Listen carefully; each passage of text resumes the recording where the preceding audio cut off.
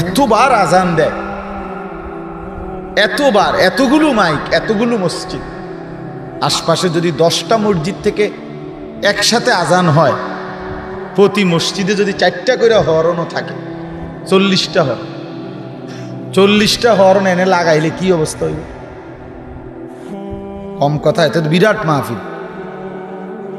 তাইলে এতগুলো হরণ থেকে আওয়াজ হয়, সে তার কানে এটা মুঠেই ঢোকে না। ফজর, জোহর, আসর, মাগরিব, ইশা। তো আল্লাহ তাআলা বলেন এটা আসলে একটা জানোয়ার, সরাসরি কোরআন, এটা একটা চতুষ্পদ জন্তু।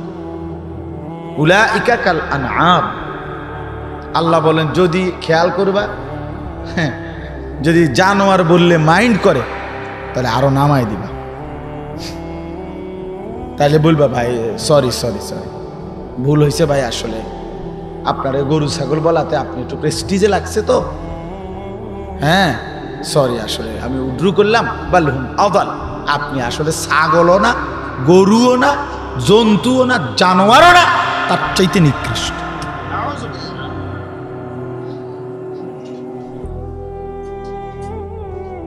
তার চাইতে নিকৃষ্ট।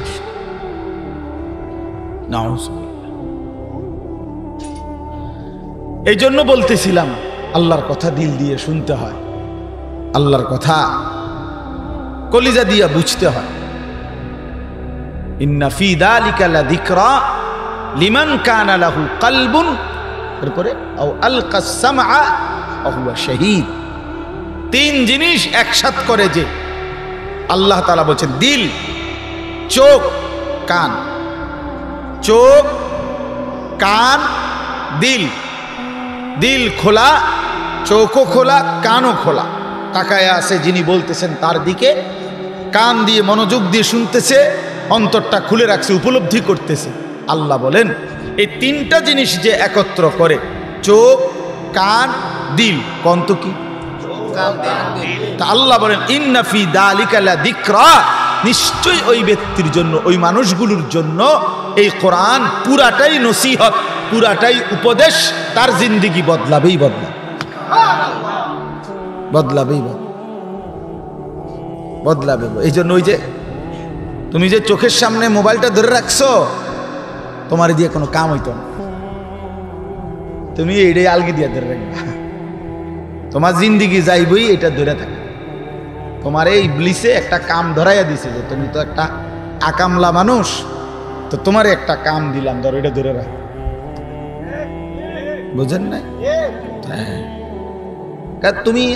তুমি তার নিজের জন্য কিছু দরকার নাই, তুমি যা কিছু পারো মোবাইলটারে জমান রাখো, এটার ভিতরে ঢুকাও, এটার ভিতরে যত কিছু দিবা, তোমার ফেসবুক আব্বায় খুশি হবে, তোমার ইউটিউব আব্বা খুশি হবে, হ্যাঁ, তারাই তোমার বাপ, তারাই তোমার পরম প্রিয়, তাদেরকে কিছু দেখাইতে পারলে, জমাইতে পারলে তাদের কাছে, তাইলেই তোমার জীবনের সার্থকতা।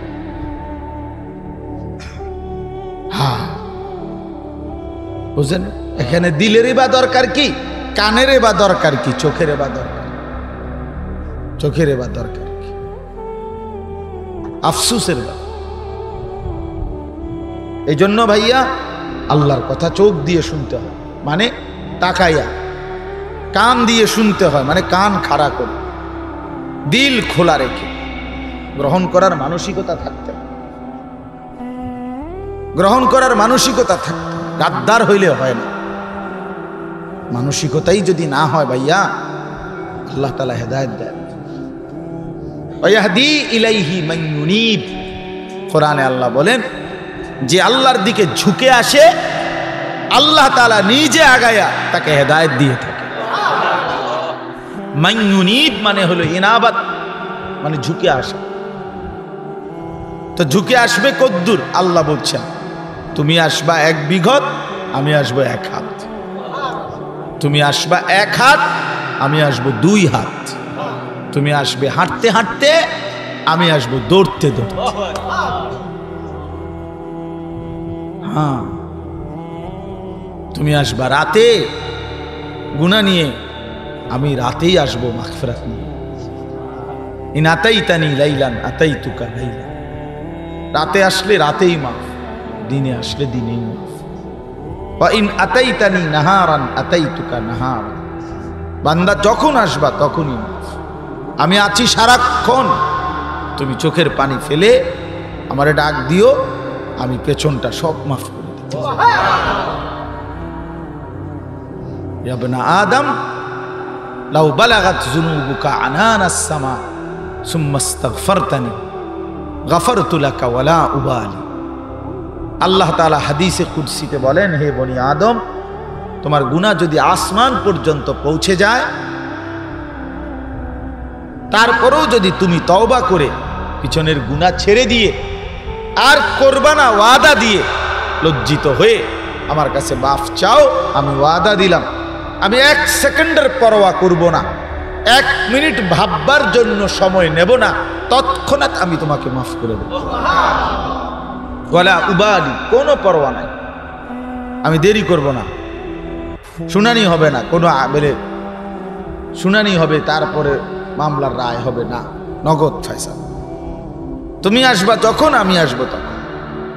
তুমি আসবা গুনাহ নিয়ে ইস্তেগফার করতে, আমি আসবো মাগফিরাত নিয়ে তোমাকে মাফ করতে।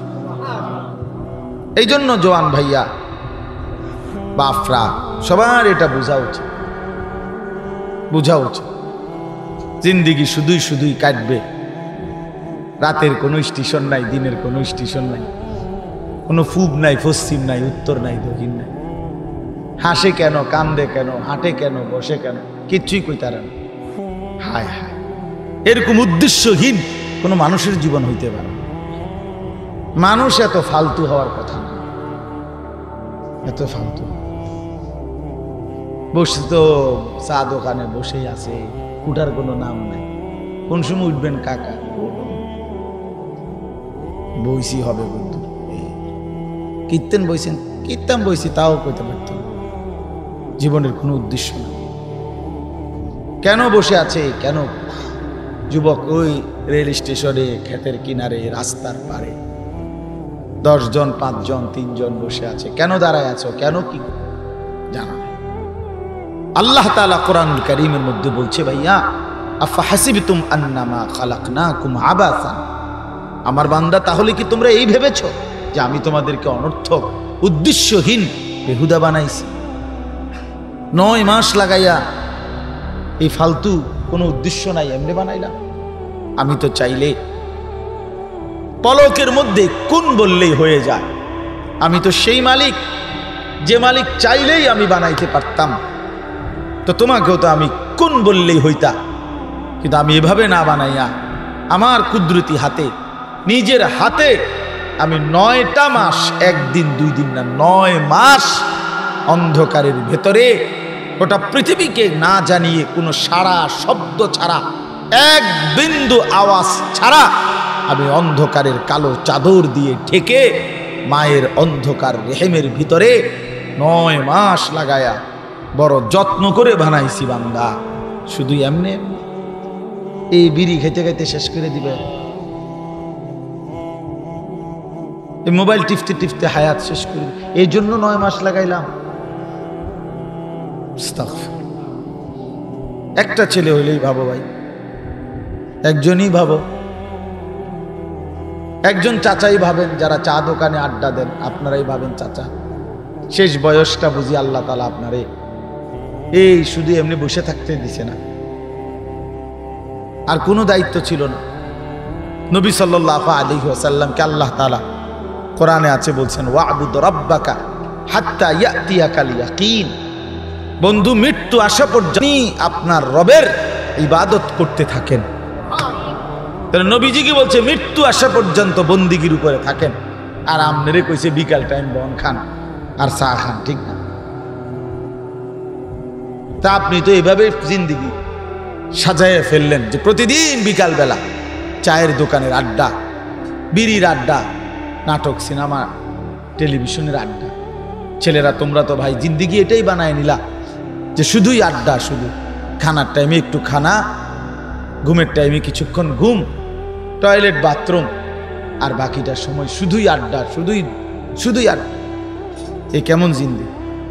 আল্লাহ তাআলা এর জন্য বলছে, বান্দা বলো তুমি কি এই ভেবেছো? ওয়া আন্নাকুম ইলাইনা লা তুরজাউন। এবং আল্লাহ জিজ্ঞেস করলেন, এটাও কি মনে করেছো যে আমি আল্লাহর কাছে তোমাকে আসতে হবে না? এই মনে করছো তুমি? আমি একদম ছেড়ে দিছি মনে করছো? ওয়া আন্নাকুম ইলাইনা লা তুরজাউন। তুমি কি এই মনে করেছো তোমাকে ফেরত আসতে হবে না? তা আমরা উত্তর দেন, আমরা কি ভাবছি বলেন? এখানে আমরা যারা বসছি, আমরা এই দুই প্রশ্নের উত্তর দেন। আল্লাহ তাআলা জানতে চাচ্ছে যে বান্দা তুমি কি মনে করেছো আমি তোমাকে অনর্থক বানিয়েছি? তো উত্তর দেন, অনর্থক বানাইছে? দুই নাম্বার আল্লাহ বলছেন, তুমি কি এই মনে করেছো যে তোমাকে আমার কাছে আসতে হবে না? আসতে হবে। তো তাইলে আমি যখন এটা বুঝলাম, মেনেই নিলাম, আমাকে অনর্থক বানায় নাই, আমাকে আল্লাহর কাছে ফিরতেই হবে, তা আমার করণীয়টা কি? আমার গন্তব্যটা কোথায়? আমি যাব কোথায়? আমার উচিতটা কি? এতটুকু কমন সেন্স, এতটুকু ভাবনা যদি কারো না থাকে দোস্ত, তার জীবনে আছেটা কি? তাই আমারে বলো, সে মানুষ হলো কেন? সে মানুষ হলো কেন? হ্যাঁ, আল্লাহর কথা যার মনেই পড়ে না, আমি এই মাত্র বললাম এই কথাটা, নামাজ পড়তে যার মনেই চায় না, রাসূলুল্লাহ সাল্লাল্লাহু আলাইহি ওয়াসাল্লামের একটা সুন্নাত মানতে যার মনেই চায় না, আল্লাহর নাফরমানি যে ছাড়তেই চায় না, তো তুমি অপদার্থ নিজেরে মুসলমান পরিচয় দাও, কোন লজ্জা? আরে ফালতু তুমি নিজেরে মুসলমান বলো কেন? তাই তোমার তো এটা পছন্দই না, তাই এরপরও এটা ধরে রাখতেছো কেন এই পরিচয়টা? বলো ভাইয়া, বলো বাবা। আপনি তো বিড়ি খানাই ছাড়তে পারেন না, তো আপনি নিজের এই পরিচয় আখিরি নবী সাল্লাল্লাহু আলাইহি সাল্লামের উম্মত, তো এইটা আপনি কি পরিচয় দিচ্ছেন? তিনি কিংবা তার কোনো অনুসারী এই দুর্গন্ধের সাথে কোনো সম্পর্ক ছিল কি? কথা বলেন না কেন? তো তা আপনার যে সম্পর্ক, তিনি মৃত্যু পর্যন্ত পবিত্র ছিলেন, তিনি মৃত্যু পর্যন্ত পবিত্র ছিলেন। প্রিয় নবী সাল্লাল্লাহু আলাইহি ওয়াসাল্লাম যখন হাঁটতেন তো পুরা রাস্তাটা মেশক আম্বরের ঘ্রাণ হয়ে যাইত। সাহাবায়ে কেরাম অপেক্ষা করতেন দেহ মুবারকের ঘাম শিশিয়ার বোতলের মধ্যে রাখার জন্য, মেশকের ঘ্রাণ হিসাবে ব্যবহারের জন্য। যিনি এত সুন্দর, এত পবিত্র, যিনি এতটা সুঘ্রাণওয়ালা, তার সামনে এই দুর্গন্ধময় মুখে কেমনে দাঁড়াবেন?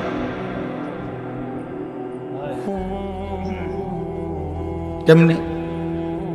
ছেলেরা বলো ভাই, এই নাপাক শরীর পেশাব করে পানি না, ঠিক মতো টয়লেট পেপার ব্যবহার করো না, পেশাব পায়খানা করে পবিত্র হয় যেভাবে শরীয়ত সম্মতভাবে, তার কোনো ধার ধারণাই। ফরজ গোসল, গোসল ফরজ হইলে, বীর্যপাত হইলে শরীয়তে যেভাবে গোসল করতে কইছে, নবী সাল্লাল্লাহু আলাইহি সাল্লাম যেভাবে গোসল করতে বলছে, ফরজ গোসল যেভাবে, সেটার কোনো পাত্তাই নাই। সাবান ডইলা লাইলা, পানি ছেড়ে দিলা, পানি ঢাইলা লাইলা, তোমার কাছে তো মনে হয়েছে শরীর পরিচ্ছন্ন তো হয়েছে, ঠিক আছে, কিন্তু পবিত্র তো হয় না। পবিত্রতার পরিচ্ছন্নতা তো এক কথা না দোস্ত। পবিত্রতা হয় শরীয়ত সম্মতভাবে, পরিচ্ছন্ন হয় যে কোনোভাবে। পরিচ্ছন্ন তো হতেই পারে, কিন্তু পবিত্রতা তো ভিন্ন জিনিস। ইন্নাল্লাহা তাইয়্যিব লা ইয়াকবালু ইল্লা তাইয়্যিবান।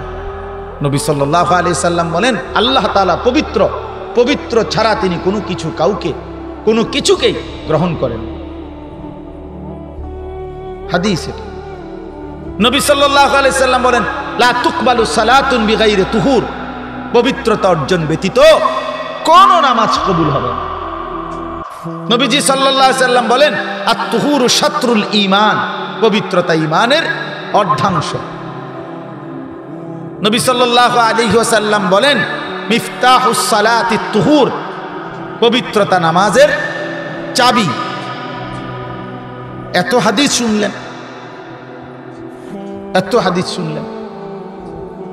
এই জন্য দয়া করে আমার বাপ আল্লাহর কথা শুনেন এই দিল নিয়ে, যে আসলে আমি করছি কি, আমার উচিত কি, আমার পরিচয়টা কি, আমার করণীয়টা কি, আমার জিন্দিগিটা কি, আমার কে পাঠাইলেন, কেন পাঠাইলেন, তিনি আমার কাছে কি চাচ্ছেন, এতটুকু বিবেক যদি আমরা না খাটাই, আমাদের মুসিবত দিন দিন বাড়তেছে, দিন দিন আরো বাড়বে, আমাদের উপরে পেরেশানি বাড়বে। এই জন্য মেহেরবানি করে অনেক যুবক ভাই, আলহামদুলিল্লাহ, অনেক বাবা চাচারাও বসছেন, অনেক মহব্বত করে আপনারা বসছেন। আপনাদের কাছে আমার অনুরোধ রইল, ভাইয়া বাবা, নিজের উপরে রহম করেন। এটা আমি সব সময় বলি, নিজের উপরে দয়া করেন। আল্লাহর ওয়াস্তে এই পৃথিবীর যদি কোনো উপকার নাও করতে পারেন, কমপক্ষে নিজেরে বরবাদ করেন, নিজের উপরে দয়াটা তো করেন। রাসূলুল্লাহ সাল্লাল্লাহু আলাইহি ওয়াসাল্লাম বলেন, বলছে উম্মত শোনো, আমি রসুল তোমাদের সাথে কেমন, আমার উদাহরণ তোমাদের সাথে, আমার উম্মতের সাথে আমার উদাহরণটা কেমন। নবীজি নিজে বলছে, কয় যে একটা জায়গায় লাকড়িরা একত্র করে আগুন ধরাইছে, ধাউ ধাউ করে আগুন জ্বলতেছে, চারদিকে পাখি, আরে ওগুলারে কি কয়, সাদা সাদা, এই যে উড়ে উড়ে আসে যে আগুনে পড়ে, উলু উলু, সাদা সাদা যে পোক, এগুলো খুব খুশিতে আনন্দে, মানে ফুর্তির মতো করে উড়ে উড়ে আসে কি করে, আগুনে। আল্লাহ নবী সাল্লাল্লাহু আলাইহি সাল্লাম বলেন, এই আগুনের একটা গর্ত বানাইছে, একটা গর্তের মধ্যে আগুন লাগাইছে, আর অনেকগুলো মানুষ চারদিকে গোল হইয়া, এই আগুনের চারদিকে গোল হইয়া ইচ্ছা করে স্বেচ্ছায় খুশি খুশিতে এই আগুনে ঝাঁপ দিতে চাইতেছে। রাসূল সাল্লাল্লাহু আলাইহি সাল্লাম বলেন, খোদার কসম উম্মত, আমি মুহাম্মদ সেই নবী, আমি চাচ্ছি সেই আগুনের পাশ থেকে তোমাদের কোমরে জড়াইয়া ধরা ধরা তোমাদের একজন একজন করে বাঁচাইতে। আমি এই পরিমাণ ফিকির নিয়ে আসছি, আমি এই জন্য আসছি আমার উম্মতের এক এক সদস্য জাহান্নাম থেকে বেঁচে যান, জাহান্নাম থেকে বেঁচে যান, একজন একজন সকলকেই জাহান্নাম থেকে বাঁচাইতে চাইছেন তিনি, সকলকে। এই জন্য বাপ, এটা জরুরি বিষয়, এটা বুঝা দরকার। ছেলেরা তোমরা বুঝতেছ না, বাবারাও বুঝতেছেন না, নিজের কর্তব্য, নিজের গন্তব্য, নিজের করণীয়, নিজের পরিচয় কি। ছেলে বিদেশ, এটা তো আমাদের কোনো পরিচয় না। মেয়ে বিয়ে দিচ্ছেন, এটা তো আমাদের কোনো টাইটেল হইতে পারে না। আপনি বাড়ির বিল্ডিং করছেন, এটা তো বিশ্বাস করেন, এটা তো মানুষের কাছে কনের কিচ্ছু না, তো মানুষ কি মাটির তলে থাইনি, তো তার এটা কিতা করলেন, আপনি বাইত ঘর করছেন, তো কি আপনি ঘর করতেন নাকি বাইত গাছ নি লাগাবেন? তো এইটা একেবারে মানুষের বলার কি আছে, এটা বাড়ির বিল্ডিং করছে, তো করছেন কি, আর মানুষ কি বই বই সিরা চাবাইছে নাকি? হ্যাঁ বলেন না, এটা সহজ কথা না। এটা আমি মেয়ে বিয়ে দিছি, তো মানুষ মেয়ে বিয়ে দিছে না। আমার ফুত বিদেশ, তো বিদেশ এলে কি, আপনার ফুত বিদেশ এলে, আপনার ফুত ইটালি থাকে, তো কি ইটালিটা মনে করেন আপনার বাইক, তো কি এতে কি ইটালি, আপনাকে বাড়িটারে ইটালি মনে করেন, তো লাভ কি এতে? আপনি আর কোনোদিন মরতেন না নাকি? যার ছেলে বিদেশ তার তো মৃত্যু নাই, তো কি এটা কিন্তু, তো কি বলবেন, এই কি কথা এগুলো? এগুলা কোনো পরিচয় হইল? এগুলো বলার কিছু, এ তো কোনো পরিচয়ই না। আল্লাহ তাআলা এখানে বলছেন পরিচয় তো হবে, ইন্নানি মিনাল মুসলিমিন। শোনো পৃথিবীবাসী, আমি মুহাম্মদ আরবির উম্মত, আর 23 বছর রাসূলের জিন্দেগি গ্রহণ করে সবার সামনে দাঁড়িয়েও আমি একাই বলতে চাই, গোটা পৃথিবী উল্টে যাক, আমি একমাত্র মুসলমান হিসাবে মৃত্যু পর্যন্ত নিজেকে দাঁড় করায় রাখতে চাই। अगरचे बुत है जमात की आस्तीनों में, मुझे है हुक्म खुदा ला इलाहा इल्लल्लाह। এটা বুঝছেন না কি কইছে? অর্থ হলো ইব্রাহিম আলাইহিস সালাম বলছে যে হে আমার জাতি, তোমরা যদি সবাই একটা একটা মূর্তি বগলে করে আইরা মূর্তির স্তূপ করো, আর সেই স্তূপের উপরে আমি ইব্রাহিমকে দাঁড় করায় দাও, আমি মূর্তির স্তূপের উপরে দাঁড়াইয়া একাই বলবো লা ইলাহা ইল্লাল্লাহ, মুঝে হ্যায় হুকমে খুদা লা ইলাহা ইল্লাল্লাহ। আমি একাই বলবো, পুরা জাতি মূর্তি পূজক হোক, সমস্যা নাই, আমি একাই। ওয়ারাবাতনা আলা কুলুবিহিম ইয কামু ফাকালু রব্বুনা রব্বুস সামাওয়াতি ওয়াল আরদ লান নাদউ মিন দুনিহি ইলাহান লাকাদ কুলনা ইদান শাতাতা। আমি তো হাফেজ সাহেব না, দোস্ত হাফেজ সাহেব, আমি কোনো কামের না। হায় আল্লাহ, আসহাবে কাহাফের 7 জন যুবক মাত্র, 7 জন। একটা দেশের বাদশাহ, মন্ত্রী, উজির, নাজির, জনগণ, পাবলিক, 14 গোষ্ঠী, এমনকি এই ছেলেগুলোর বাপ মা, দাদা, চাচা, নানা, জেডা, খালু, ফুপা, মামু, সকলেই মুশরিক, সকলেই মূর্তি পূজক। এরকম মনে করেন লক্ষ লক্ষ মূর্তি পূজকের মাঝখানে দাঁড়িয়ে, বাদশার সামনে দাঁড়িয়ে এই 7 যুবক বলছে যে আমাদের রব তিনি আসমান ও জমিনের রব, যিনি লান নাদউ মিন দুনিহি ইলাহান। এই জালেম বাদশা, আরো যদি জুলুম করো শাস্তি দাও, ফাঁসি দাও, আর জমিনের রাশ ফেলে দাও, কিন্তু তারপরেও শুনে নাও, আল্লাহকে ছাড়া, ওই এক মালিককে ছাড়া আর কাউকে আমরা ডাকবো না। লাকাদ কুলনা ইদান শাতাতা, যদি আল্লাহকে ভিন্ন কাউকে ডাকি তো নিঃসন্দেহে হবে এটা অপরাধ, পাপ, অন্যায়, জুলুম। আল্লাহ বলেন এই যুবকদের কলিজার ভিতরে এমন ঈমান, ওয়ারাবাতনা, আমি আল্লাহ কলিজার ভিতরে ঈমানটা রশি দিয়ে পান দিয়ে দিছি, একদম না ছোটে। রাবাতনা মানে হলো বেঁধে দিলাম, যুবকের কলিজায় ঈমান বাইধা দিলাম। আমার মনে আছে ছোটবেলায় একবার আমার বড় বোনের বাচ্চা হইছে, তো বাচ্চা হইছে, আর আমার নানার বাড়ির থেকে আমার মা, আমরা দেশে কয়ের কিরম কুড়া কয়েকগুলো বলবো চাউল দিয়া দিয়ে বানাইছে, বাচ্চা হইলে মেয়ের বাড়ি পাঠায়। আপনাদের দেশে আছে এগুলা, ডেকচির মধ্যে কইরা এরম গোল গোল কুড়া কুড়া, হ্যাঁ এগুলো গোলা গোল গোল আর কি, এরকম এগুলা বানাইয়া আগের দিনে কি করতো, পাঠাইতো, বুঝছেন না? মেরা ফিডা না, মেরা ফিডা তারও ছোট ছোট, হ্যাঁ একটু বড় বড় সাইজ আপনার। আচ্ছা যাক, কি এরকমই হইব, আমরা যেটা ছোটবেলায় চিনছি এখন আর চেনে না। শুনেন, এটা একটা দলিল না, না এটার দলিল হইল যে যারা তাদের ফ্যামিলিকে ইসলামে অভ্যস্ত করে না, খোদার কসম 100 বছর পরে পরবর্তী জেনারেশন কোরআন কি, ইসলাম কি, মুসলমান কি, আখেরাত কি বুঝবি। আজকে বহু কিছু আছে এরকম আমাদের ছোটবেলার জিনিস এখনকার বাচ্চা করে আপনি বুঝাইতেন থাকতেন। আর সাসার গো আমলের টিতো আরো নাই, আমি আমারটা না, আমার বয়স তো কমপক্ষে 200, ঠিক না কথাটা? 283 বছর নেই আমার বয়স।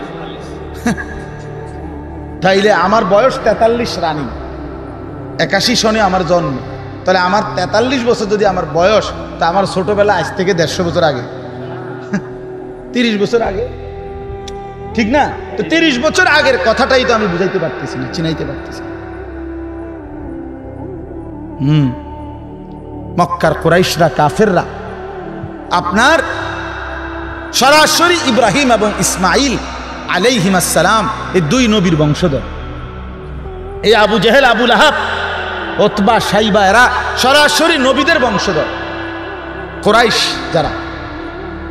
অথচ দীর্ঘদিন পরে আইসা কুফরি করতে করতে, মুশরিক করতে করতে, আল্লাহকে ভুলতে ভুলতে একটা জেনারেশন আইসা, এই নবীওয়ালা প্রজন্মের পরবর্তী জেনারেশন আইসা এখন তারা বলতেছে, মুহাম্মদ কি বলতেছো তুমি, কেমনে কবর থেকে আবার উঠাইবো, পাইবো কই, কি কও না কও, একটা কথা কও। মানে এটা মনে হয় যেন তারার বাপ দাদা কেউ শুনছে, এই কথাটাই তাদের বুঝে আসতেছে। হায় বিশ্বাস, এটা বুঝো ভাইয়া, যার বিবেক আছে সে বুঝো। হাজারো মাসআলা কোরআন সুন্নাহর যেটা মানুষের মৌলিক প্রয়োজন, আজকের জেনারেশন এখনই চেনেও না, বোঝেও না, জানেও না। আপনি এখনই দেখেন। আপনি একজন চাচারে জিগান অথবা জোয়ানেরে জিগান যে নাকের নরম জায়গায় পানি পৌঁছানো ফরজ গোসলের সময় সুন্নত তরিকায় কিভাবে পানি পৌঁছাইতে হয়, তুমি দেখাও। এখানে না দেখান, পানি দেন। এই ছেলেদেরকে দেখান, ডাকেন, হুজুর বলেন। অথচ এই প্লাস, গোল্ডেন এ প্লাস সবই তো ঠিক আছে দোস্ত, কিন্তু ফরজ গোসল কিভাবে করতে হয় সেটা বলো। আর যার ফরজ গোসল আদায় হয় নাই, বীর্যপাত হওয়ার পরেও যে গোসল ফরজ শরীয়ত মতে আদায় করতে পারে নাই, খোদার কসম তার কোনো নামাজ কবুল হয় না। জুমার নামাজেও না, জানাজার নামাজও না, কাবা শরীফের ছাদে উঠে পড়লেও হবে না। কত বড় দুর্ভাগ্য, কত বড় বদনসিব। হায় হায়। এই জন্য বললাম, কোনো ফ্যামিলি, কোনো জেনারেশন গ্যাপ হয়ে গেলে, অর্থাৎ আমার দাদা, তাহলে এরপরে আমার আব্বা, আমার দাদা 5 ওয়াক্ত নামাজ পড়তেন, মৃত্যুর সময় শেষ গ্রামের মসজিদ ছোট্ট ছিল, দাদা নিজে ভাঙ্গা নতুন মসজিদ করছে, কইরা রমজান মাস পুরা মসজিদে এতেকাফের মত ছিল, আল্লাহ বিল্লাহ করছে। রমজান মাস রোজা শেষ হয়েছে, ঈদের দিন আমার দাদা ঈদের নামাজ পড়ে এসে আমার চাচারে বলছে, আমি শ্বশুরবাড়ি যাবো, আমার একটা রিস্কায় নেন। আমার চাচা উড়াই দিছে কথাটা, আরে আপনি আব্বা বুড়া মানুষ, আপনি শ্বশুরবাড়ি কীর্তেন যাবেন, আপনি আজকে ঈদের দিন আমগোর লগে খাইবেন দাইবেন। কয় না, আমি আজকে যামুয়ে, বুড়া মানুষ। তো আমার স্বাস্থ্য বাইরে কইছে, নাতি তুই দাদার লগে চল, ধরে হাতে ধরে কইছে, তুই দাদারে লইয়া চল, দাদা আজগা শ্বশুরবাড়ির যামু। ও গেছে গা জোর করে হাঁটতে হাঁটতে, মাছ পথে কতটুক গিয়া দাদা ঘুরাইয়া পড়ছে। সন্ধ্যা হইবার আগেই দাদা কবরে চলে গেছে। দাদা শ্বশুরবাড়ি গেছে। তা আমার আব্বা আলেমে দ্বীন ছিলেন, মাওলানা সাহেব ছিলেন, আমার ঘরে মাদ্রাসায় পড়াইছেন। 5 ভাই আমরা মাদ্রাসায় পড়ছি। তো এখন আমার 2 ছেলে, তো 2 ছেলেই মাদ্রাসায় পড়ে। তো একটা জেনারেশন থাকতে হয়। এখন যদি এমন হয় যে আমি আইসা এখন আমার ছেলে, তারে আমি দিন শিখাইলাম না, তো হতে পারে আমি বাপ আলেমের কারণে হইতে বেটা ঠিক আছে, যদিও আলেম হয় নাই কিন্তু নামাজ রোজা কিছুটা চিনে, কারণ ওই যে তার আব্বা যে হুজুর। কিন্তু এরপরে যে এর ছেলে হবে, কথা বুঝছেন না, হে অথবা তারপরের জনাই, সে তো ইসলাম চিনবে, কোরআন চিনবে, নামাজ চিনবে।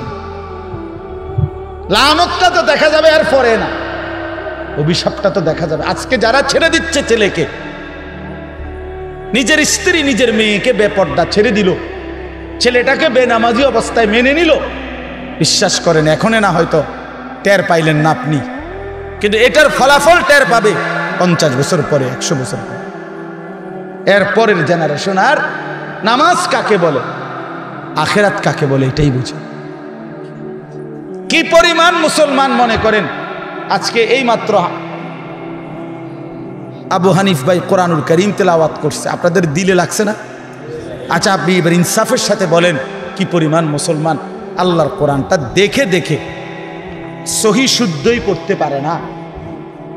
এখনকার এই মজমাতে কি পরিমাণ মুসলমান? বেশি হবে, বেশি হবে। এখানে পড়তে পারে না শুদ্ধ। আমাগো এই মাদ্রাসার নুরানির বাচ্চা যারা, তারা ইন্টারভিউ নেই, আমরা বাদ, আমরা গুড়া ফোলা ফাইন যেগুলা, এরাই ইন্টারভিউ নিবে। কি পরিমাণ পারে না কোরআন। এখনই বাংলাদেশের বয়স 53-54 বছর, তাহলে 53-54 বছরের ব্যবধানে একটি জাতির এই পরিমাণ মুসলমান যদি আল্লাহর কোরআন পড়তেই না পারে, পরবর্তী 50 বছর পরের জেনারেশন তো কোরআন কাকে বলে চিনবেই। হাজারো লক্ষ মসজিদে বাংলাদেশে আপনি ঘুরে ঘুরে দেখেন, লক্ষ লক্ষ মসজিদে, হাজার হাজার মসজিদে যেদিন থেকে এই কোরআন শরীফটা ওই তাকে থুইছে, সেদিনের পর থেকে গত 10 বছরে 5 বছরে কেউ কোনোদিন ছুঁয়াও দেখে নাই, ধরেও নাই।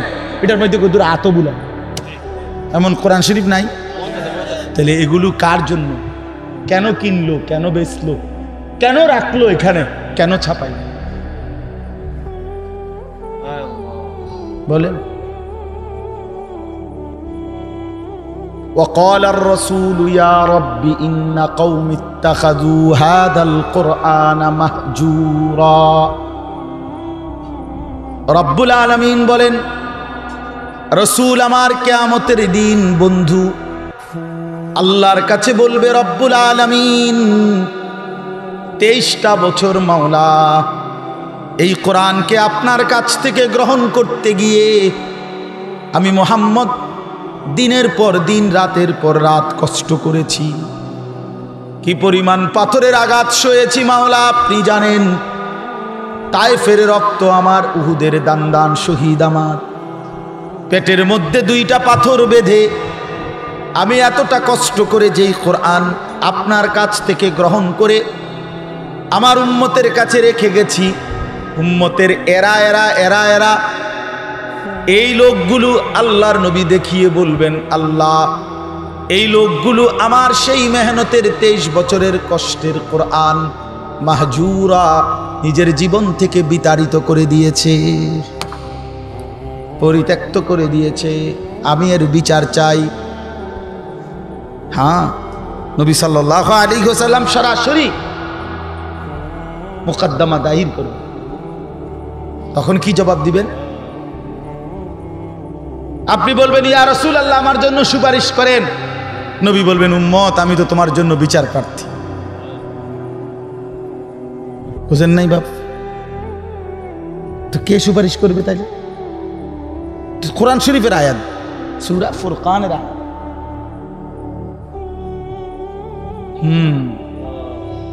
এজন্য দয়া করে নিজের উপরে দয়া করেন, নিজের উপরে মেহেরবানি করেন, রহম করেন নিজের উপরে। ওই কথাটা থেকে চলে গেছিলাম। তো আমি আমার বোনের জন্য, বোনের বাচ্চা হয়েছে, মা এইরকম গোল গোল পিঠা, লাড়ুর মতো এগুলো বানায় দিছে ডেকচির মধ্যে, এরকম বড় ডেকচি। তা আমার ছোট মামা আমার খুব আদর করতেন, আলহাজ মুজিবুর রহমান আমার মামার নাম, মুজিব মামা, ছোট মামা আমাগো। এই মামা এটারে ডেকচিটারে সাইকেলের পিছনে রশি দিয়া এমন টাইট করে বাঁধ দিয়ে দিছে।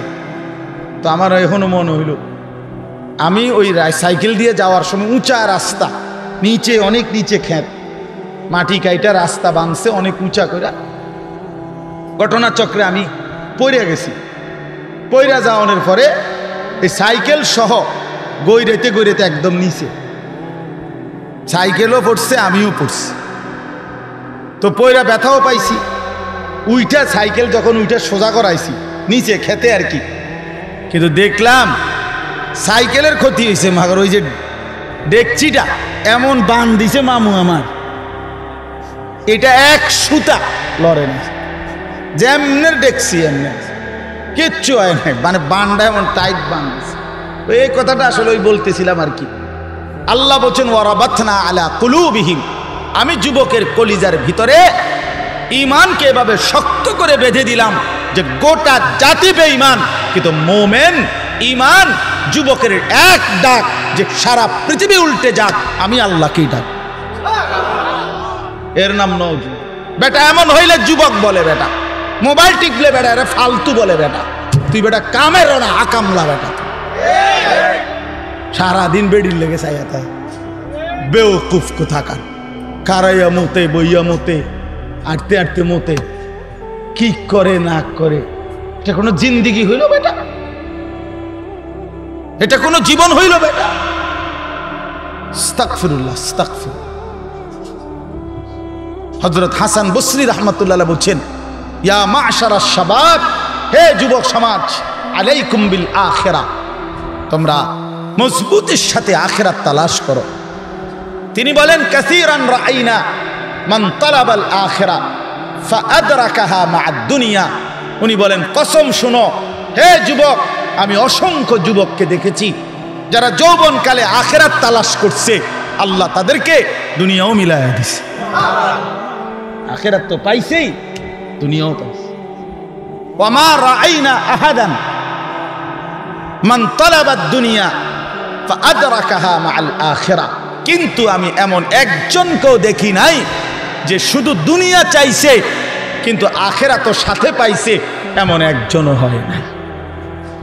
আর দুনিয়াও আল্লাহ তাআলার ফয়সালার ব্যতিক্রম, সে কিছুই পায় না। চাইছে তো দুনিয়া অনেক কিছু, কিন্তু আল্লাহ যে দুনিয়া যা চায় তা দেয়। কথা বলেন না কেন? আমরা প্রত্যেকেই দুনিয়া যে যা চাই, আমাদের যখন যা মন চায় দুনিয়া তাই আল্লাহ দেয়। এটা কি? তাইলে এটা তো জান্নাত। যখন যা মন চায় তা দিবে যেই জায়গায়, সেই জায়গার নাম কি? তো এখানে এটা হবে। তো তাইলে আমার আপনার কত পরিমাণ প্রত্যাশা, পরিকল্পনা, চাওয়া পূরণ হয় নাই, এটাই বেশি পূরণ হই না চাইতে। জীবনের কত কিছু চাইছি আমরা, কিন্তু তার অধিকাংশই কি? অপূরণ। তাইলে আমি তো চোখে দেখতেছি প্রতিদিন যে আমার আল্লাহর ফয়সালাই কার্যকর হয়। যা করে আল্লাহই করে, আল্লাহই করে, আল্লাহই করে, আল্লাহই করে। বন্ধু, আমি যা দেখি তাও আল্লাহর হাতে, আমি যা দেখি না তাও আল্লাহর হাতে। মাখলুক কিছুই করে না, কেউ কিছু করে না, করে যা আল্লাহই করে।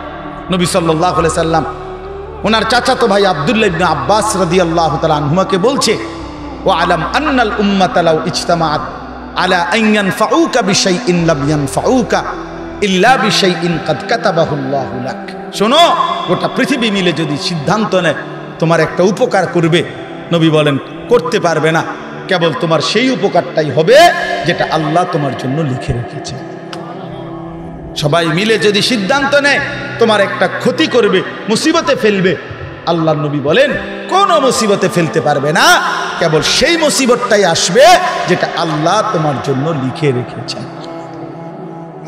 অতএব আমরা যদি আল্লাহর দিকে ফিরে আসি, নিজেও যদি ফিরি ভাইয়া, মানুষকেও যদি আল্লাহর দিকে ফিরাইতে চেষ্টা করি, বিশ্বাস করে এটার চাইতে দামি, এটার চাইতে সুন্দর আর কোনো কাজ হইতে পারে।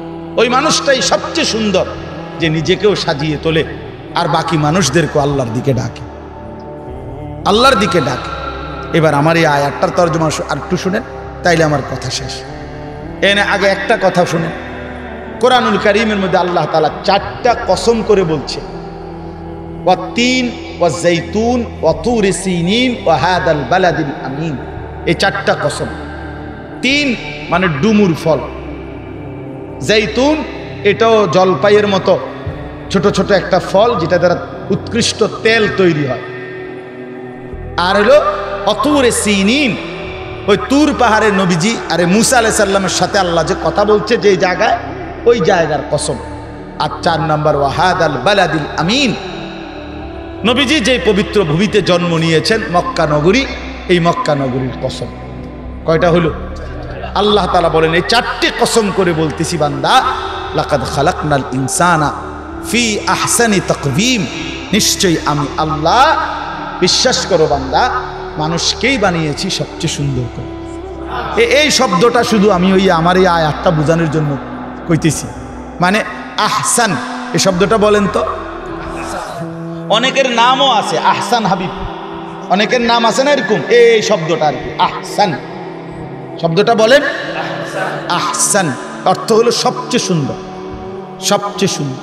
তা আল্লাহ তাআলা বলেন আমি মানুষকে বানিয়েছি সবচেয়ে সুন্দর করে, ফি আহসানি তাকওয়িম। আহসান, তাহলে আমাদের সৃষ্টি আল্লাহ করেছেন কিরকম? আহসান। বলেন না না, এটাই কুদরত, এটা ওনাদেরকে আল্লাহ গোপন রাখছে। হযরত আব্দুল কাদের জিলানী যেই জামানার বুজুর্গ ছিলেন, ওই জামানায় শুধু তো উনিই বুজুর্গ ছিলেন, ঠিক না? হযরত জুনায়েদ বাগদাদি রাহমাতুল্লাহ আলাইহির জামানা, বাগদাদে শুধু এই উনি আল্লাহর ওলি ছিল নাকি? না, অসংখ্য এমন আছে যাদের নাম পৃথিবী জানেও না। এটা কার কুদরত? সব সাহাবীর নাম পৃথিবীর কোথাও না। নবীজির যদি বিদায় হজ্জের মাঠে ১.৫ লাখ সাহাবী ছিল, ১.৫ লক্ষ। তাহলে 1,25,000 যদি হয়, পৃথিবীর কোন কিতাবে 5,000 সাহাবীর নাম নাই, নাই নাই, সাদের দেশেও নাই।